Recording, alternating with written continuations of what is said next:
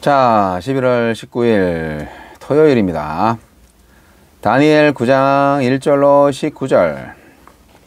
본문이 깁니다. 메대 족속 아하수에로의 아들 다리오가 갈대아 나라 왕으로 세움을 받던 첫 해, 곧 그 통치 원년에 나 다니엘이 책을 통해 여호와께서 말씀으로 선지자 예레미야에게 알려주신 그 연수를 깨달았나니 곧 예루살렘의 황폐함이 70년 만에 그치리라 하신 것이니라. 내가 금식하며 베옷을 입고 죄를 덮어 쓰고 주 하나님께 기도하며 간구하기를 결심하고 내 하나님 여호와께 기도하며 자복하여 이르기를 크시고 두려워할 주 하나님 주를 사랑하고 주의 계명을 지키는 자를 위하여 언약을 지키시고 그에게 인자를 베푸시는 이시여, 우리는 이미 범죄하여 패역하며 행악하며 반역하여 주의 법도와 규례를 떠나 싸우며 우리가 또 주의 종 선지자들의 주의 이름으로 우리의 왕들과 우리의 고관들과 조상들과 온 국민에게 말씀한 것을 듣지 아니하였나이다. 주여, 공의는 주께로 돌아가고 수치는 우리 얼굴로 돌아옴이 오늘과 같아서 유다 사람들과 예루살렘 거민들과 이스라엘이 가까운 곳에 있는 자들이나 먼 곳에 있는 자들이 다 주께서 쫓아내신 각국에서 수치를 당하였사오니 이는 그들이 주께 죄를 범하였음이니이다. 주여, 수치가 우리에게 돌아오고 우리의 왕들과 우리의 고관과 조상들에게 돌아온 것은 우리가 주께 범죄하였음이니이다. 마는 주 우리 하느님께는 긍휼과 용서하심이 있사오니 이는 우리가 주께 패역하였음이오며 우리 하나님 여호와의 목소리를 듣지 아니하며 여호와께서 그의 종 선지자들에게 부탁하여 우리 앞에 세우신 율법을 행하지 아니하였음이니이다.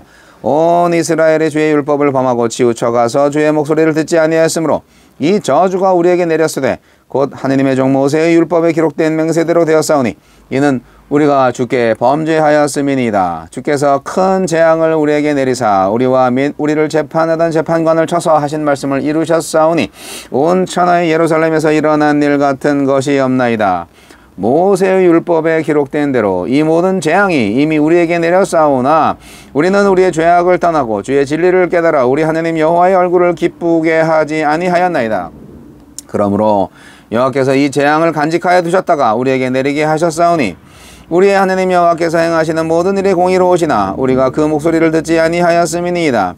강한 손으로 주의 백성을 애굽 땅에서 인도하여 내시고 오늘과 같이 명성을 얻으신 우리 주 하나님이여, 우리는 범죄하였고 악을 행하였나이다.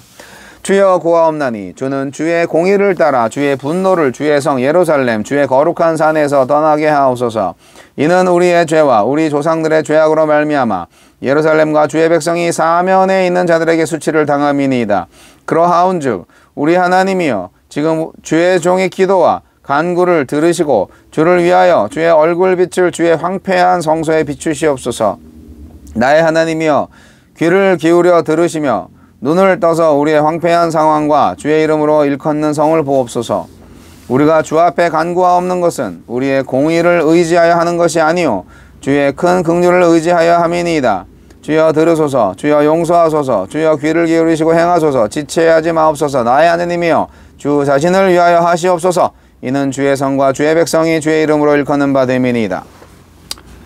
다니엘의 기도.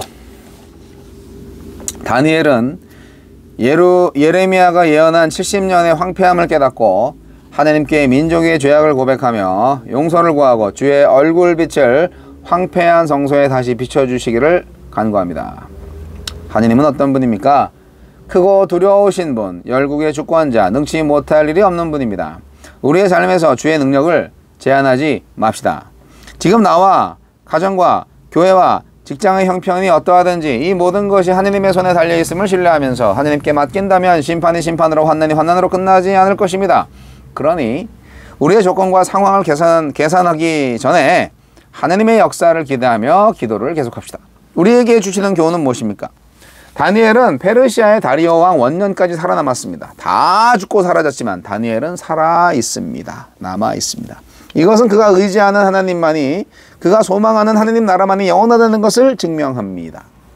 멸망하고 재건될 수 없는 나라를 위해 살지 말고 영원히 흔들리지 않을 하나님 나라를 위해서 삽시다. 영원할 것 같던 바벨론의 멸망을 목격한 다니엘은 예레미야가 예언한 회복의 때가 다 되었음을 깨닫고 기도합니다. 말씀이 견인한 기도였고 이스라엘의 운명은 페르시아가 아니라 하나님이 주장하신다고 믿었기에 가능한 기도였습니다. 우리가 하는 묵상의 중심에 말씀이 있고 그 묵상은 주님의 주권을 의지하는 기도로 이어지고 있습니까? 회복의 때가 다 되었으니 미래를 말할 만도 한데 다니엘은 과거 이야기를 먼저 꺼냅니다. 자기 민족의 오랜 죄악을 아뢰며 하나님의 심판이 얼마나 공의로운지 인정합니다. 이스라엘은 하나님의 뜻을 알고도 거역했고 하나님이 거듭 기회를 주셨는데도 끝내 돌이키지 않았습니다. 그 죄가 그들을 멸망시킨 것입니다. 그 죄가 해결되지 않는 한 회복이 요원하다는 것을 알았기에 다니엘이 처음 한 일이 회개였습니다. 과거에 대한 통렬한 반성 없이 변화된 미래를 기대할 수 없습니다. 회복은 긍휼로만 가능하기에 다니엘은 하나님의 자비에 호소합니다. 추역적인 포로 생활을 시작하게 하신 분이 하나님이라면 회복의 소망을 주실 리도 오직 하나님뿐이라고 믿었습니다. 희망은 우리 아니라 오직 하나님에게 있습니다. 하나님의 긍휼만이 희망입니다. 주여 하나님의 공의를 인정하고 하나님의 주권과 긍휼을 의지하는 다니엘의 기도를 배우게 하소서. 다니엘의 기도는 아주 어렵습니다. 요즘 뭐 다니엘 기도 성회 이런 것도 이제 하는데 매년 하죠. 제목은 잘 붙인 것 같아요. 다니엘만한 예언자가 없으니까. 다니엘. 예레미야 25장 11절로 12절에 따르면 이 땅의 민족들은 70년 동안 바벨론 왕을 섬겨야 하고 그 70년이 다 차면 바벨론이 그들의 죄악으로 말미암아 벌을 받아서 영원한 황무지가 된다. 그런 예언이 있어요. 그리고 두 번째 예언인 29장 10절에 따르면 바벨론에서 70년이 차면 여호와께서 유베민을 고토로 데려오리라는 당신 약속을 이루어주신다. 예레미야의 70년이 실제 수인지 완전 수인지는 불분명하지만 그 종점은 분명하다는 겁니다. 주전 539년 메대 바사왕 고레스는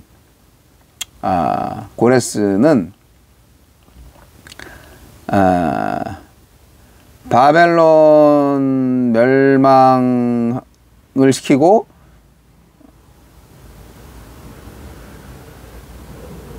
그리고 유대인들을 풀어줬잖아요.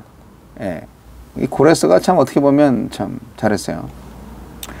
그러니까 이제 바벨론을 멸망시킨 페르시아의 왕인데, 근데 유배민으로 온 유대인들을 풀어줬어요. 너네들 땅으로, 너네들 고향으로 가라. 하지만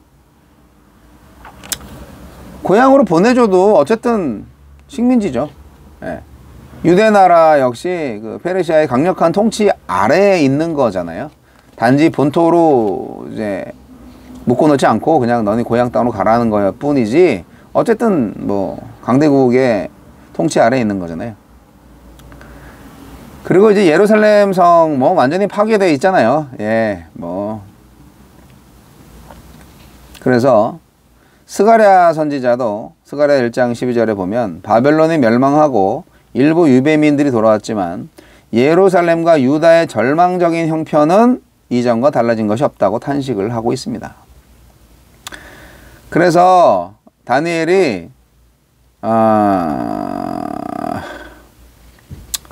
기도를 하는데 너무 힘든 거죠. 다니엘의 기도는 너무 힘들어요.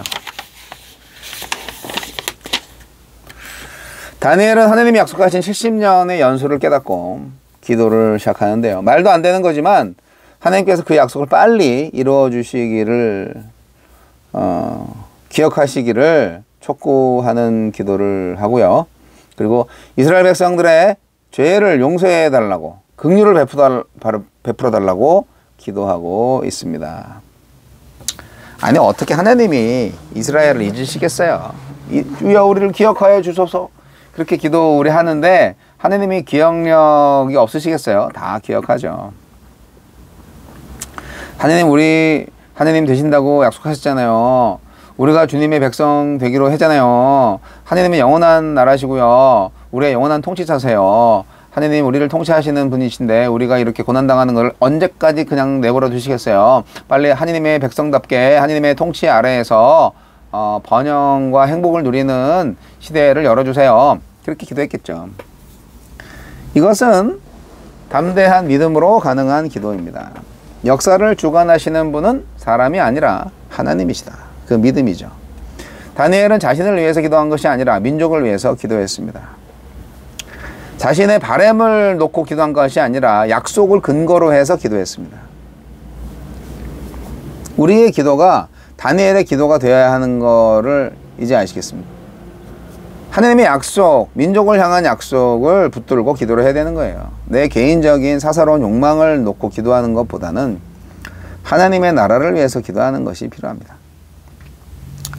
다니엘은 있는 그대로 솔직하게 조상들의 역사, 과거 역사를 아뢰입니다. 뭐 죄의 역사죠. 예. 솔직히 다니엘이 직접 지은 죄가 아니죠. 자기 아버지, 자기 할아버지, 자기 할아버지 때 사람들이 지은 죄를 지금 얘기하는 거잖아요. 우리도 이런 다니엘의 기도가 필요하지 않겠습니까? 우리가 뭐 다 잘했나요? 우리 잘못한 거 너무 많습니다. 네. 신앙생활 하면서, 교회 생활하면서 한국교회가 대한민국을 위해서 뭘 했는지, 대한민국 불신자들 앞에서 얼마나 하느님의 영광을 드러내며 예수 그리스도를 믿는 빛과 소금의 역할을 하면서 살았는지, 세상 사람들이 웃고 세상 사람들이 비웃고 세상 사람들이 멸시하고 세상 사람들이 우습게 하는 기독교가 되기까지 우리는 얼마나 죄를 저질렀는지, 우리가 얼마나 교만했는지, 우리가 얼마나 착각했는지, 우리가 얼마나 부패했는지 돌아봐야 하는 것입니다. 다니엘은 이스라엘을 철저하게 하느님을 불순종했고 배반했기 때문에 벌을 안 받을 수 있는 기회는 없어졌다. 그런 것을 인식하고요. 거기에 자기를 포함시킵니다. 위대한 지도자적 믿음입니다. 그래서 이렇게 포로 생활하게 하신 하나님의 심판이 공의로운 거다. 얼마나 공의로운지 알 수 없다. 그렇게 하나님을 찬양하고 있어요.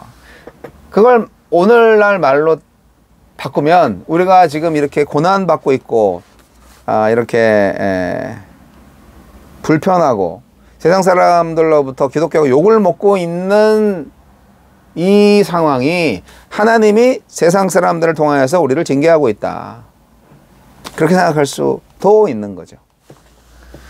그래서 이렇게 기독교가 세상으로부터 인정받지 못하고 그야말로 멸시천대를 받고 있는 것이 단순히 예수 믿는 바보 같은 일 때문이 아니라 이 사회에 거짓말과 탐욕을 드러낸 민낯의 기독교가 있었기 때문에 세상 사람들이 안 좋아하는 것입니다. 그리고 세상에 정말 좋은 사람들이 억울한 일을 당하고, 그리고 세상에 정말 악한 사람들이 지금 형통하고 있는 모습을 볼 때 거기에 교회와 기독교가 오히려 일조하지 않았냐, 야합하지 않았냐, 그런 비판들을 스스로 하고 있는 것입니다. 그래서 하나님께서 심판하고 계시다 하는 거죠. 그래서 다니엘의 기도처럼 우리도 이렇게 기도해야 됩니다. 용서와 긍휼을 구하는 기도를 해야 되는 거죠. 이스라엘의 회복은 오직 하나님의 긍휼, 즉 불쌍하게 여김으로만 가능합니다. 하나님은 무조건적으로 약속을 그냥 지키기만 하는, 자기가 하신, 당신이 하신 약속을 지키기만 하셔야 되는 분이 아니에요. 그 약속을 믿고 하나님이 주신 70년의 그 기회, 그동안에 주님한테 돌아오고 있는 자들만 용서와 죄사함을 받는 거죠. 네. 용서가 죄사함이구나, 참. 용서와 불쌍히 여김을 받는 거죠. 내가 회개하고 죄를 고백해야 되는 거예요. 근데요, 내가 회개하고 죄를 고백한다고 해서 하나님의 은혜가 자동적으로 보장되는 것은 아닙니다. 진정한 구원은 그 백성을 향한 하나님의 긍휼하심에서만 온다는 거예요. 다시 말해서 내가 회개하고 죄를 고백하면 자동적으로 하나님께서 그냥 기계 응답하듯이 죄의 용서를 해주시는 게 아니란 말이에요. 하나님이 우리가 죄를 고백하고 용서를 구하고 회개를 하면은 용서해 주겠다라고 말씀을 하셨지만, 그걸 의무적으로 한다든지 실제적으로 기계적으로 한다든지 그런 게 아니라는 거죠. 하나님이 그 기도를 들으시고 실제로 용서를 해 주셔야만 용서가 되는 거예요. 하나님이 도깨비 방망이가 아니잖아요. 우리가 부모님하고 어떤 약속을 했을 때 아이가 부모님한테 아빠 나 생일날에 그거 사주신다고 그랬잖아, 약속했잖아, 왜 안 사줘? 잠깐만 기다려 하면서 내일 사줄게, 모레 사줄게. 야, 요즘 주머니 사정이 안 돼서 안 되겠다, 다음 생일날 주면 안 되겠냐? 그럴 수도 있잖아요. 물론 하나님이 그럴 분은 아닌데, 여하튼 하나님은 기계가 아니라 이거죠. 그리고 하나님이 용서해 주시는 것은 하나님이 주신 약속 때문이지만 그 약속 또한 하나님의 긍휼하심으로 효과를 볼 수 있다, 이루어진다는 것이다 하는 것입니다. 그래서 하나님보다 더 먼저 내가 나의 죄를 용서하시면 안 돼요. 회개와 용서 공식을 하나님의 긍휼보다 더 신뢰해서는 안 됩니다. 그렇게 기독교가 뭐 형식적이고 이렇게 막 오토매티컬하게 기계적으로 돌아가는 거 아니에요. 하나님이 인격적인 분이거든요. 정말 용서받을 만한지 돌아보시기 바라고, 하나님께서 정말 용서해 주실 때가 있을 거예요. 전적으로 하나님의 공의, 하나님의 긍휼을 의지하고 믿고 바라시고 인정하시기 바랍니다. 늘 겸손하게 주님 앞으로 가셔서 다니엘처럼 민족과 나라를 위한 기도, 하나님의 징계에 대한 공정하신 하나님을 향한 찬양, 그리고 회복을 위한 기도를 드리시는 여러분 되시기 바랍니다.